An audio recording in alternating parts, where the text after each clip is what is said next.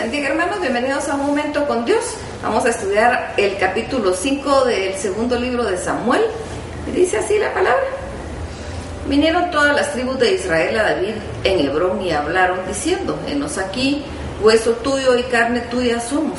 Y aún antes de ahora, cuando Saúl reinaba sobre nosotros, eras tú quien sacabas a Israel a la guerra y lo volvías a traer. Además, Jehová te ha dicho: tú apacentarás a mi pueblo Israel y tú serás príncipe sobre Israel. Vinieron pues todos los ancianos de Israel al rey de Hebrón, y el rey David hizo pacto con ellos en Hebrón delante de Jehová, y ungieron a David por rey sobre Israel. Era David de 30 años cuando comenzó a reinar, y reinó 40 años. En Hebrón reinó sobre Judá 7 años y 6 meses, y en Jerusalén reinó 33 años sobre todo Israel y Judá. Entonces marchó el rey con sus hombres a Jerusalén contra los jebuseos que moraban en aquella tierra, los cuales hablaron a David diciendo: tú no entrarás acá, pues aún los ciegos y los cojos te echarán. Queriendo decir, David no puede entrar acá. Pero David tomó la fortaleza de Sión, la cual es la ciudad de David. Y dijo David aquel día: todo el que hiera a los jebuseos suba por el canal y hiera a los cojos y ciegos aborrecidos del alma de David. Por esto se dijo: ciego ni cojo entrará en la casa. Y David moró en la fortaleza y le puso por nombre ciudad de David, y edificó alrededor desde Milo hasta adentro. David iba adentrando y engrandeciéndose, y Jehová, de Dios de los ejércitos, estaba con él. También Hiram, rey de Tiro, envió embajadores a David, y madera de cedro, carpinteros y canteros para los muros, los cuales edificaron la casa de David. Y entendió David que Jehová le había confirmado por rey sobre Israel, y que había engrandecido su reino por amor de su pueblo Israel. Y tomó David más concubinas y mujeres de Jerusalén, después que vino de Hebrón, y le nacieron más hijos e hijas. Estos son los nombres de los que le nacieron en Jerusalén: Samúa, Sobab, Natán, Salomón, Ibar, Elisúa, Nefeg, Jafía, Elisama, Eliada y Elifelet. Oyendo los filisteos que David había sido ungido por rey sobre Israel, subieron todos los filisteos para buscar a David, y cuando David lo oyó, descendió a la fortaleza. Y vinieron los filisteos y se extendieron por el valle de Refaim.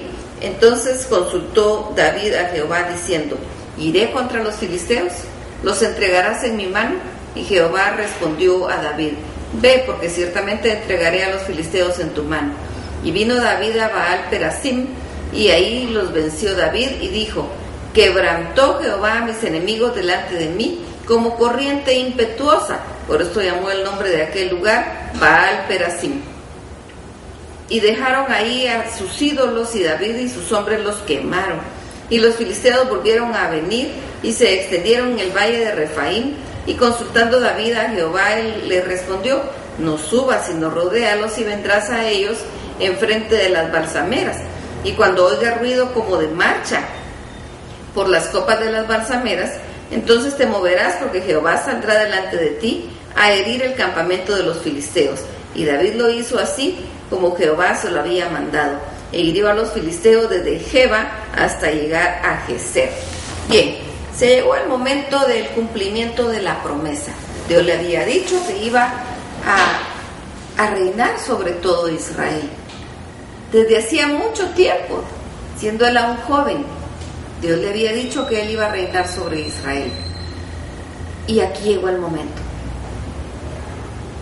Había habido tanta situación complicada como hemos estado estudiando, pero hemos visto también cómo el corazón de David se mantuvo pegado a Dios, y él no estaba tratando de procurar llegar a ser rey creyendo que así tenía que adelantar el cumplimiento de la promesa de Dios, sino que él esperó fiel, esperó pacientemente en la promesa, porque sabía que Dios había prometido, y que si Dios promete, Dios cumple.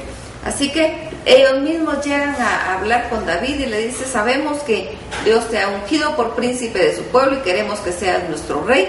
Y lo ungen por rey. Tenía él 30 años, y dice la palabra que él reinó 40 años. Y luego vemos cómo empiezan algunas peleas, algunas guerras, pero Dios le da la victoria a David, porque Dios le había, David siempre consultaba, le preguntaba si estaba de acuerdo, si podía ir, y Dios le daba hasta la estrategia.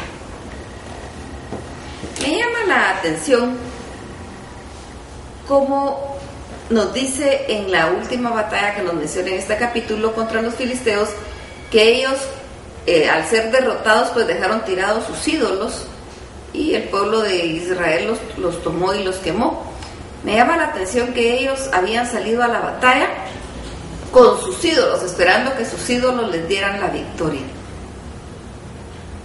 Ellos no entendían que cuando ellos tenían la victoria no era porque sus ídolos se la daban, sino porque Dios estaba dando la derrota a Israel para castigarlos. Según ellos eran sus ídolos no podían hacer nada, si solo eran palos. Por eso los quemaron. ¿Y qué pudieron hacer los ídolos para que no los quemaran? Nada, solo eran un palo, no podían hacer nada. Ellos tenían en ellos su confianza. Pero David tenía su confianza en el Rey de Reyes, en el Señor de Señores, en Jehová de los ejércitos.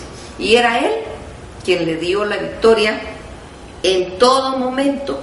En todo momento Él le dio la victoria. En esta última oportunidad le dice: no subas, sino rodéalos, porque Jehová saldrá delante de ti y te dará la victoria. Era Él quien daba.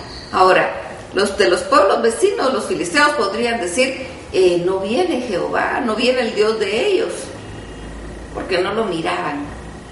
No importa que no lo vieran.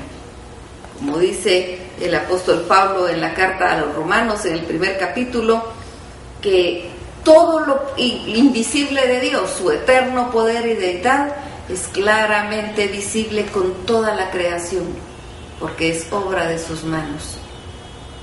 Los filisteos no lo podían entender, pero los israelitas sí, y tenían que aprovecharlo.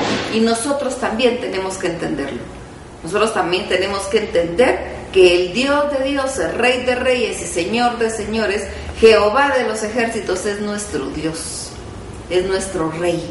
Y Él es el que nos guía, el que nos gobierna, el que nos cuida, el que nos protege y el que nos da la victoria. Y dejemos de estar teniendo dudas y dejemos de estar teniendo complicaciones en nuestras vidas sin saber para dónde tomar. Primero consultémosle a Dios y hagamos las cosas conforme a su voluntad.